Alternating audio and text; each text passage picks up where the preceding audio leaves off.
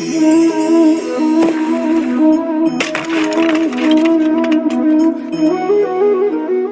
क्या हुआ? मुझे ठोकर लगते ही ये हाथ से छूटकर गिर क्यों गया, टूट क्यों गया? अब आप कहेंगे ये तो ऐसा ही होता है इस जीवन में, इस संसार में। ठोकर लगने के पश्चात हमारे हाथ जो भी होता है वो छूट जाता है, जो बनता है वो टूट ही जाता है। किंतु क्या ये सत्य है? आपको एक बात बता देता हूं, ठोकर खाकर गिरने के पश्चात संसार की कोई भी वस्तु भले हाथ से छूट जाए, सफलता अवश्य आती। चाहे कितनी भी बुरी तरीके से आप गिरे हो, ठोकर खाई हो, भविष्य अवश्य बनता है। क्योंकि ये ठोकर, असफलता, ये कठिनाई, ये हमें ऐसे निखारती है जैसे अग्नि स्वर्ण को। इसलिए जीवन में केवल आगे बढ़ते जाइए, दृढ़ निश्चय के साथ बढ़ते जाइए, और ठोकर खाकर गिरने से कभी भयभीत मत होइए, क्योंकि ये आने वाली सफलता का संकेत। और सफलता तभी मिलेगी जब आप गिरोगे, जब आप पुनः उठोगे, और जब आप पुनः जीवन में आगे बढ़ोगे। राधे राधे। प्रेम, घृणा दोनों समान शब्द हैं। कैसे? देखिए ना, दोनों में 2.5 अक्षर हैं। दोनों वो भाव है जो हमारे मन से जुड़े हैं, और दोनों भाव से जुड़े व्यक्ति हमारे लिए महत्वपूर्ण है। अंतर बस इतना है कि प्रेम को मिलता है सम्मान और घृणा को मिलती है उपेक्षा। ऐसा क्यों? क्योंकि प्रेम वो भाव है जहां व्यक्ति सब कुछ दे देना चाहता है, सब कुछ हार जाना चाहता है। वही घृणा ऐसा भाव है जहां व्यक्ति सब कुछ पा लेना चाहता है, सब कुछ जीतना चाहता है। फिर भी प्रेम ये भाव कभी आपको हारने नहीं देता, और घृणा ये भाव आपको कभी जीतने नहीं देता। अब क्या करेंगे? एक ही जीवन है, घृणा के साथ व्यतीत करेंगे या प्रेम के साथ? मैं तो प्रेम को ही चुनूंगा।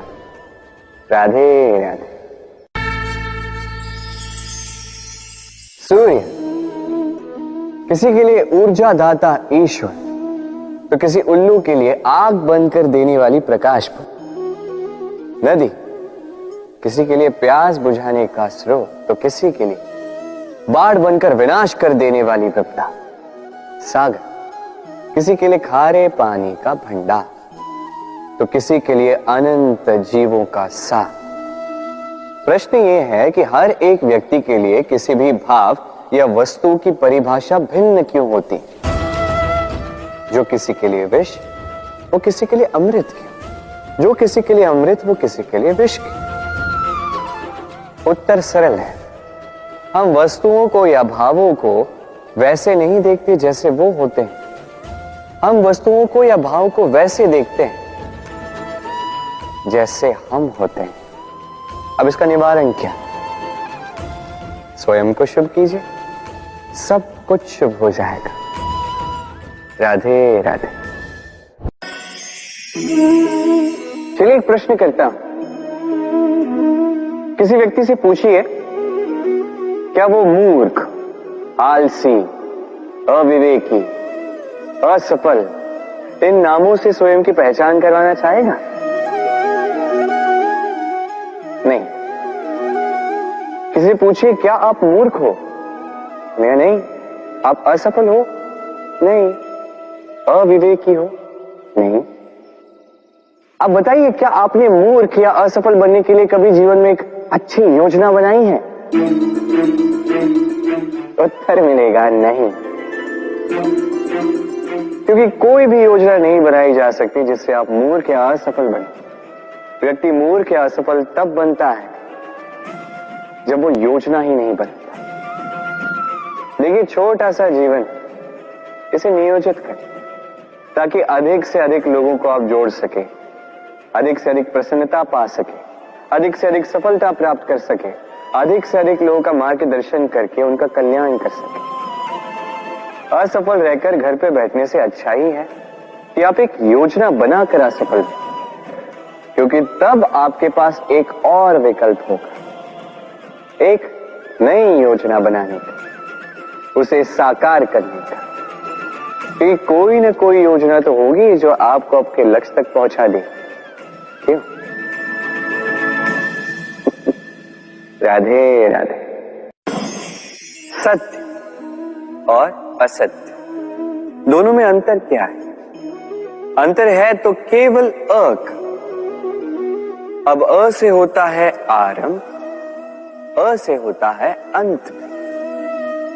सत्य वो है जहां सारे मार्गों का आरंभ होता है, असत्य वो जहां सारे मार्गों का अंत होता है। अब इनके पांव तो नहीं होते, किंतु फिर भी ये निशान छोड़ ही जाते हैं। सत्य वो निशान छोड़ता है जो एक उत्तम उज्जवल उदाहरण बनता है, और असत्य वो उदाहरण छोड़ता है जो एक कलंकित इतिहास बन जाता है। अब आप आने वाले समय के लिए कौन सा निशान छोड़ेंगे? निर्णय पूर्णतः आपका है। राधे राधे। कभी आपने सोचा है हमें जीवा के साथ साथ कान क्यों मिले? अब आप कहेंगे सरल सी बात है, ताकि हम बात करने के साथ ही सुनना भी सीख लें। अब इसका एक और तात्पर्य है।